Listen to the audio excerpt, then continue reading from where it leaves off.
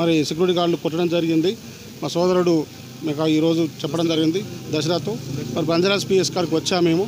అసలు పరిస్థితి ఏంటంటే ఒక 10 మంది ఒక డ్రైవర్ని కొడుతుంటే మరి యజమాని ఏం చేస్తున్నది, వాళ్ళ సెక్యూరిటీ గార్డ్ పెద్ద మనుషులు ఏం చేస్తున్నారు, వాళ్ళ మేనేజర్ సూపర్వైజర్ వాళ్ళు ఏం చేస్తున్నారు, పబ్లిక్ ఉన్న పక్కకున్న ప్రజలు కూడా మరి ఒక తోటి డ్రైవర్ని కొడుతుంటే ఆదుకోలేకపోయినరు.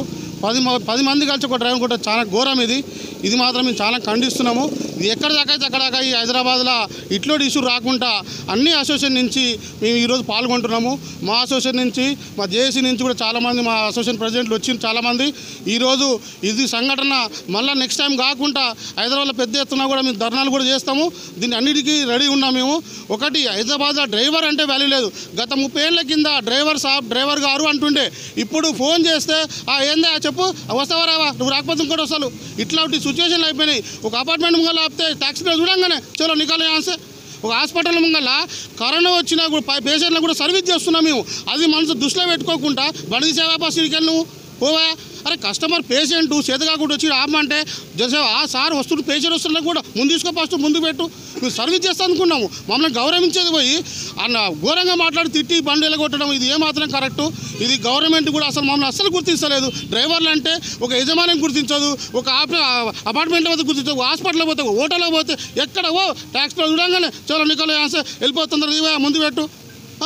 ఒక పెట్రోల్ పంప్లో పోయినా కూడా వాడు దగ్గరకు వచ్చి అసలు మాటే మాట్లాడాడు. 1 పేపర్ అంటారు, పోవాలి, డిగ్రీ తాళం తీయాలి, పెట్రోల్ పోయాలి, డీజిల్ పోయాలి, సార్ ఒకేసారి దండం పెట్టాలి. మరి ట్యాక్స్ బిల్ మేము ప్రతి రోజంగా మరి డీజిల్ మేము వాడతాము, ట్యాక్సీలు కడతాము, గవర్నమెంట్ సాధ్యత మేము ట్యాక్సులు కట్టి.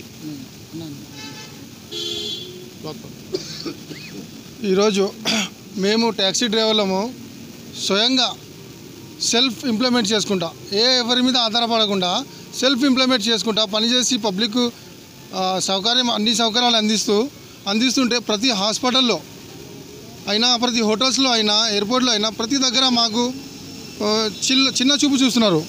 ప్రతి దగ్గర మాకు చిన్న చూపు చూస్తున్నారు. మేము ఎవరి మీద ఆధారపడలేదు. మేము సొంతంగా సెల్ఫ్ ఇంప్లిమెంట్ చేస్తున్నాం.